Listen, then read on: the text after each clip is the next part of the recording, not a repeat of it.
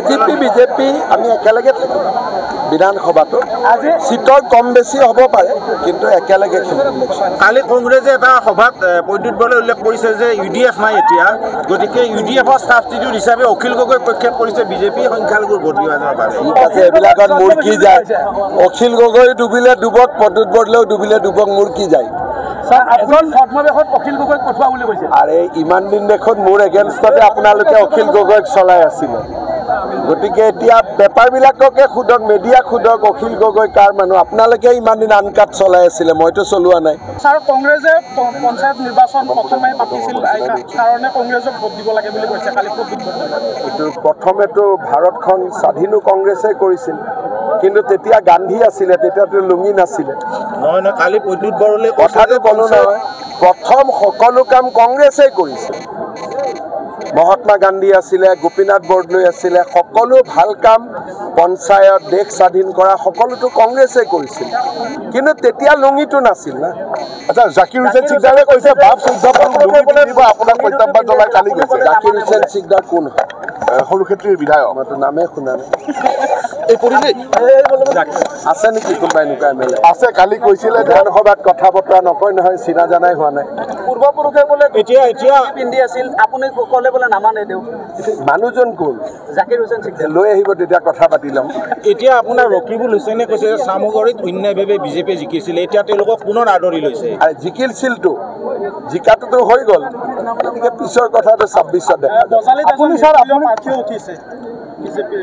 নিৰ্দলীয় প্ৰাৰ্থী ক'ৰবাত আমাৰে দুই এজনে পিছফালে থাকি অলপ আগবঢ়াই দিছে, ঠিক হৈ যাব। আপুনি কৈছে ছাৰ পাকিস্তানী নহয়, কোনে টিকট পাব কোনে টিকট নাপায়, দুই এজন আমাৰ মানুহে কৰি দিছে, ঠিক হৈ যাব। ছাৰ আপুনি কৈছে যিসকল পাকিস্তানত আছে তেওঁলোকক মোদীয়ে শাস্তি দিব, ইয়াৰ সকল অসমত থকাখিনিক আমি দিম।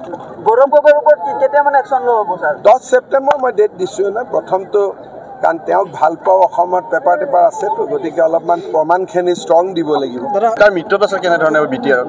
মিত্ৰতা খুব সম্ভৱ নহ'ব, আমি বন্ধুত্বমূলকভাৱেই আমি প্ৰতিদ্বন্দ্বিতা কৰিম, কাজিয়া পেচাল কৰি নহয়, বন্ধুত্বমূলক। বি পি এফ আহিব নেকি মিত্ৰতা? চাওক, মইতো এটাই কথা কৈছোঁ যে আমি সকলোৰে লগত ভাল পৰামৰ্শ ৰাখি চলোঁ, কিন্তু NDAত UPPL আছে, NDAত BPF আছে।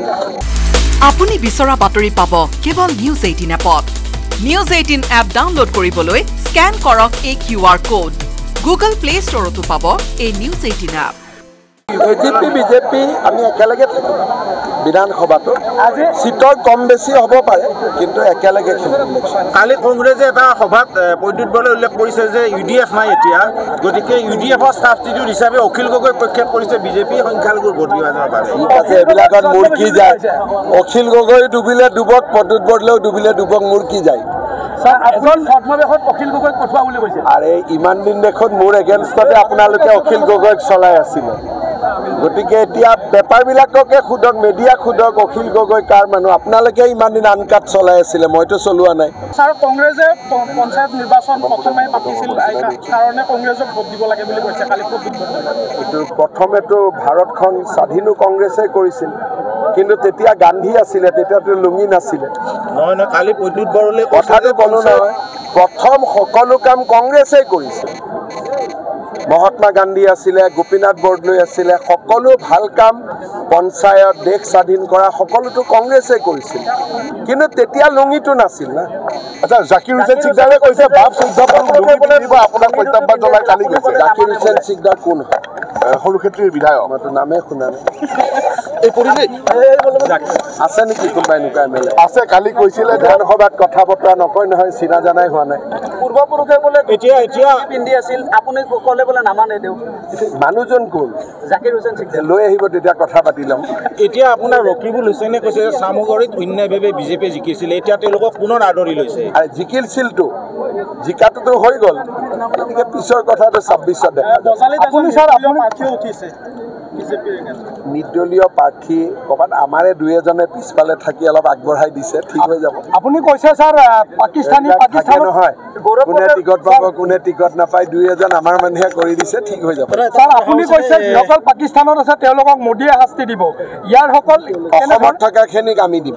গৌৰৱ গগৈৰ ওপৰত কেতিয়া মানে একশ্যন লোৱা হ'ব ছাৰ? 10 ছেপ্টেম্বৰ মই ডেট দিছোঁ না। প্ৰথমটো কাৰণ তেওঁক ভাল পাওঁ অসমত পেপাৰ টেপাৰ আছেতো গতিকে অলপমান প্ৰমাণখিনি ষ্ট্ৰং দিব লাগিব তাৰ মিত্ৰতা আছে কেনেধৰণে বি টি আৰত মিত্ৰতা খুব সম্ভৱ নহ'ব আমি বন্ধুত্বমূলকভাৱে আমি প্ৰতিদ্বন্দ্বিতা কৰিম কাজিয়া পেচাল কৰি নহয় বন্ধুত্বমূলক BPF আহিব নেকি মিত্ৰতা চক মইতো এটাই কথা কৈছোঁ যে আমি সকলোৰে লগত ভাল পৰামৰ্শ ৰাখি চলোঁ কিন্তু NDAত UPPL আছে NDAত BPF আপুনি বিচৰা বাতৰি পাব কেৱল নিউজ 18 এপত নিউজ 18 এপ ডাউনলোড কৰিবলৈ স্কেন কৰক এই QR কোড গুগল প্লে ষ্টৰতো পাব এই নিউজ 18 এপ